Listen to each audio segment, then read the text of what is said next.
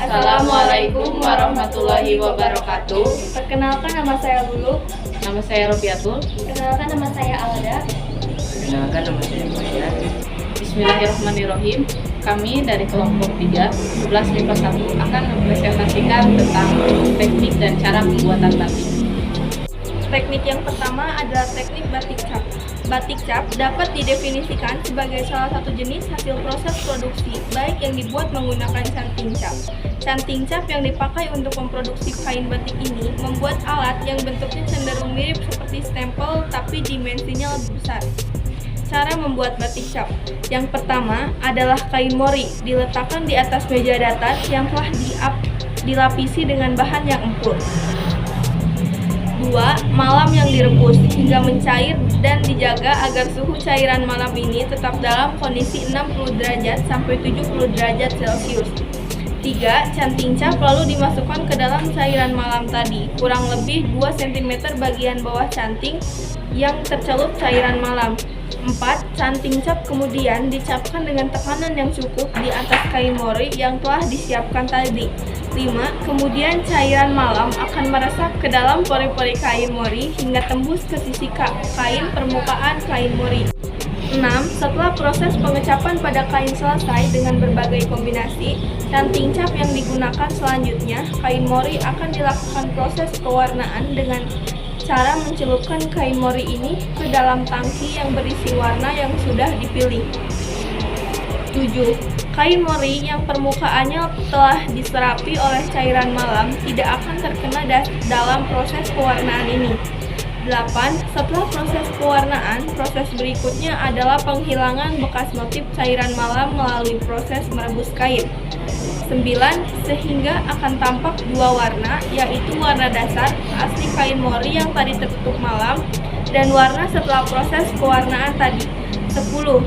Jika akan diberi kombinasi pewarna lagi, maka harus dimulai lagi dari proses pengecapan kain sampai proses perebusan kain. 11. Hal yang menarik dari batik cap adalah pada proses pencampuran warna, sebab permukaan kain mori yang telah diwarna sebelumnya akan diwarna lagi pada proses pewarnaan berikutnya, sehingga perlu keahlian khusus dalam proses pemilihan dan pencampuran warna. 12. Oleh karena itu, proses pewarnaan yang berulang-ulang dan menyeluruh pada setiap pori-pori kain mori, maka warna pada batik cap cenderung lebih awet dan tahan lama dibandingkan dengan batik yang lain. 13. Proses terakhir dari pembuatan batik cap adalah proses pembersihan dan pencerahan warna dengan soda. Selanjutnya dikeringkan dan disetrika. Teknik yang kedua yaitu teknik printing. Metode membatik teknik printing adalah jenis batik baru yang cara pembuatannya melalui proses printing mesin pabrik. 1. Membuat desain pola. 2. Membuat klise film, bisa batik sablon. Adalah bahan awal master yang nantinya akan dipindahkan ke dalam plang screen dan menjadi alat cetak. 3. Membuat pelangkan master, memindahkan pola rencana yang semula dibuat di atas kertas permukaan pelangkan. 4. Proses penyablonan.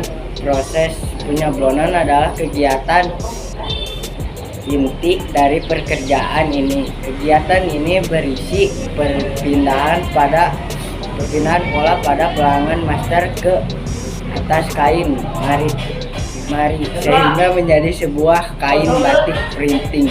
5. Finishing adalah langkah terakhir sebuah proses pekerjaan penyablonan. Yang ketiga adalah teknik canting tulis. Teknik canting tulis merupakan teknik membatik tradisional yang banyak ditemukan di Pulau Jawa.